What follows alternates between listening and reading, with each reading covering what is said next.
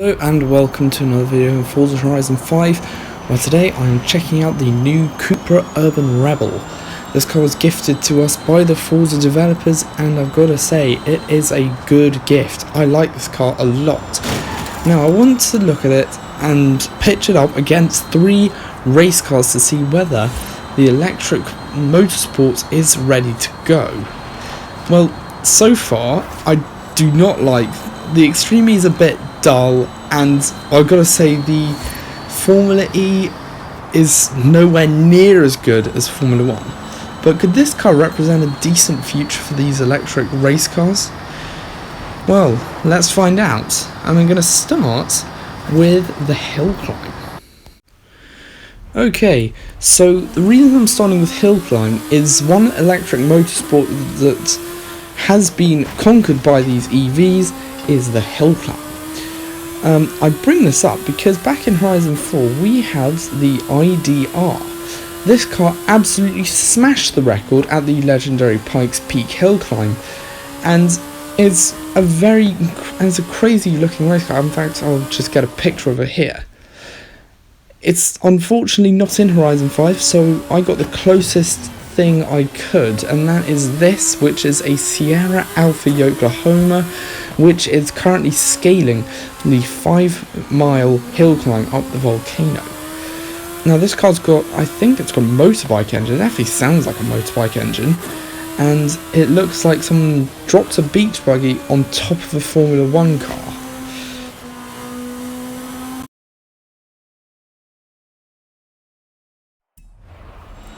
Okay, now that was a very fast time up the hill. However, the Cupra is also super grippy, and I think it should do very well.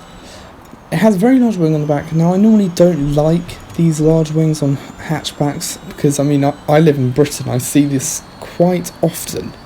However, this thing is not conceived by 3 yobbos under the influence of Carling, but it's conceived by Cupra, which is a world-leading electric car company who used to be a sporty division of Seat. Now, I think if this ever gets released, if there's a road-going version, it's probably going to be one of the world's first electric hot hatchbacks.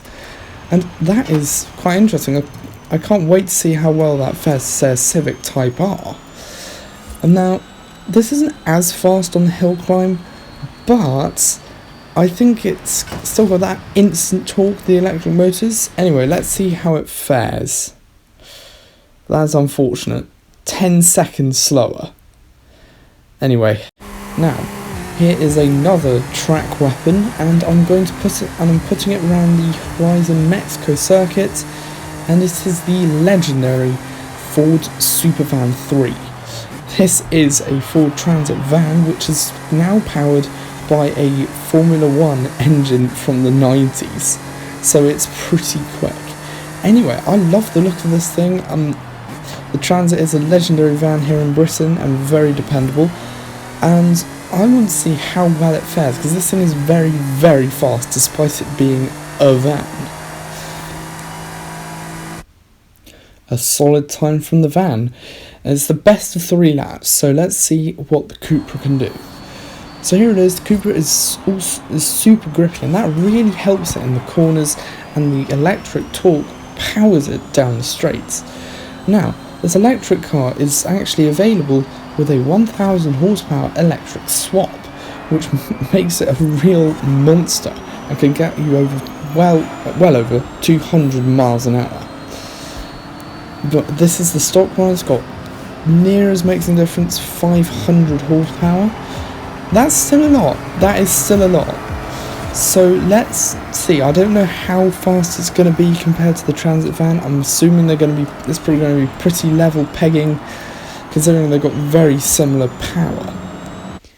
And obliteration, and that puts the score at 1-0 petrol, 1-0 electric. Now the final test, rallying.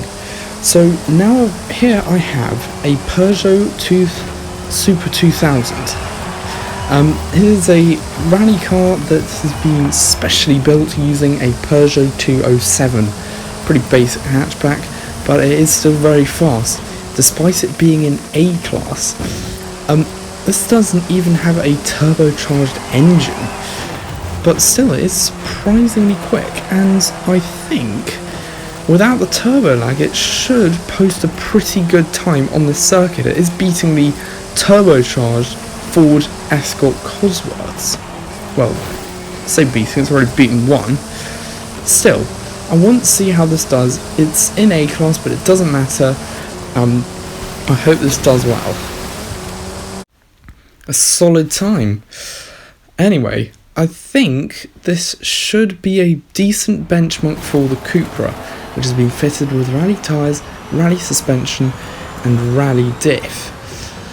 I'm not sure if there are any electric cars other than those Extreme E Odyssey things, which are not very fast, which are just not that good in game. I think this should be a decent rally car. It's got a decent platform, it's got four-wheel drive as stock, and those electric motors provide instant torque to help it absolutely demolish the cars when it comes down to the corners. Anyway, I think this should do pretty well, so I'm going to move on to the all-important time. That is unfortunate. That leaves petrol 2, electric 1. But do not say that this car is terrible. This thing is fantastic. It is very grippy, very fast, and you can build it into a real track weapon. And what I love is how it actually looks like this, and it actually does something. The performance actually works. It's just grippy stock. You don't need to apply upgrades. In fact, I'm not kidding, when I was looking at the tyres for this thing, all of the tyre upgrades only made the car worse. That's how good this car is. Anyway, I hope you like this video. Please subscribe, and until next time, goodbye.